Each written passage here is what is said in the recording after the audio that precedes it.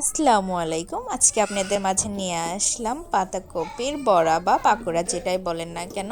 তো এখানে আমি গাজর সুন্দর করে গ্রেন্ড করে নিয়েছি কাঁচামরিচ, পেঁয়াজ, একটু মরিচের গুঁড়া, একটু হলুদের গুঁড়া দিয়ে দিয়েছি, লবণ দিয়ে দিয়েছি, গরম মশলার গুঁড়া দিয়ে সুন্দর করে মাখায় নেওয়ার পরে এখানে আমি আগে থেকে পাতাকপিটা সুন্দর করে কেটে আধা সিদ্ধ করে নিয়েছি।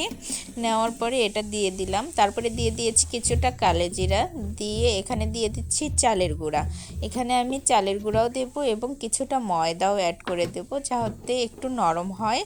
তা এইভাবে আমি সুন্দর করে সব কিছু দিয়ে আমি মাখায় নেব। এখানে দেখতে পাচ্ছেন আমি সব কিছু সুন্দর করে দিয়ে দিয়েছি। একটু পাতাকপিটা গরম ছিল, যার কারণে মাখাইতে পারতেছি না, আপনাদেরকে আমি দেখাচ্ছি।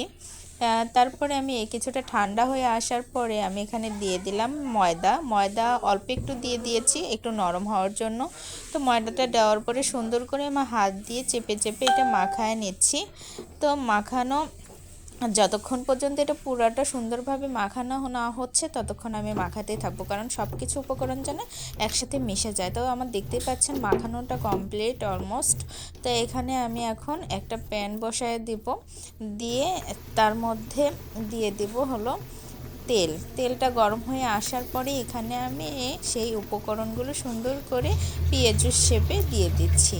এভাবে দিয়ে নেড়ে চেড়ে সুন্দর করে লাল লাল করে আমি ভেজে নেব। এটা যত মুচমুচে হবে ততই কিন্তু খেতে খুব দারুণ লাগবে।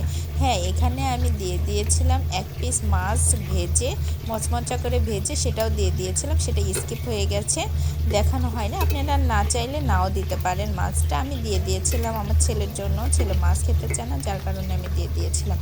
আমার পাতাকপি ভাজাটা কিন্তু দেখেন খুবই লোভনীয় হয়েছে, দেখতে কিন্তু কালারটা অনেক সুন্দর এসেছে। এখানে আমি সব কিছুই কিন্তু স্বাস্থ্যকর খাবার দিয়ে দিয়েছি, দিয়ে কিন্তু বড়াটা ভেজে নিয়েছি।